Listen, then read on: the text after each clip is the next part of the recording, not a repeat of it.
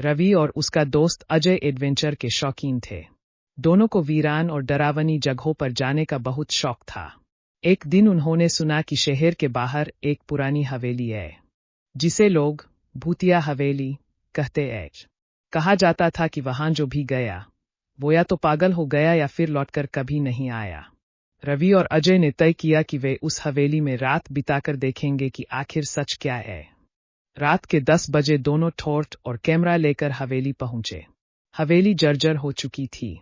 दीवारों पर काई जमी थी, खिड़कियां टूटी हुई थीं और दरवाजे से अजीब सी आवाजें आ रही थीं। जैसे ही उन्होंने दरवाजा खोला, हवा का एक ठंडा झोंका आया और दरवाजा अपने आप बंद हो गया। शायद हवा की वजह से, अजय ने कहा, लेकिन उसकी आवाज में डर था। वे अंदर बहे। हर कोने में अंधेरा था। फर्श पर धूल जमी थी, मानो सालों से किसी ने कदम न रखा हो। तभी अचानक एक कमरे से किसी के फुसफुसाने की आवाज आई। तुमने सुना?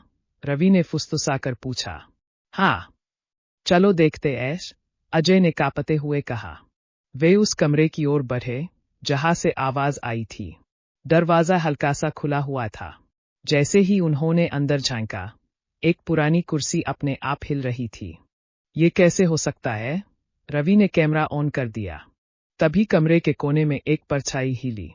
दोनों ने टॉर्च घुमाई तो देखा कि वहां कोई औरत खड़ी थी, सफेद साड़ी पहने, बिखरे हुए बाल, और उसकी आंखों से खून टपक रहा था। अजय की चीख निकल गई और तभी वो औरत उनकी तरफ लपकी। दोनों भागकर दरवाजे की तरफ दौड़े, लेकिन दरवाजा बंद हो चुका था। खिड़की से कूदते रवि चिल्लाया। दोनों खिड़की की तरफ भागे, लेकिन तभी हवेली में हर तरफ से हंसने की भयानक आवाजें आने लगीं। छत से उल्टे लटके इंसानी साए दिख रहे थे, जो हंस रहे थे और धीरे धीरे उनकी तरफ बढ़ रहे थे। हमें यहां से निकलना होगा, अजय ने पूरी ताकत से दरवाजे पर लात मारी। अचानक दरवाजा अपने आप खुल गया। दोनों तेजी से बाहर भागे और बिना पीछे देखे सड़क तक पहुंचे। जब उन्होंने पलटकर हवेली को देखा, तो उनकी आंखें फटी रह गईं। हवेली गायब हो चुकी थी।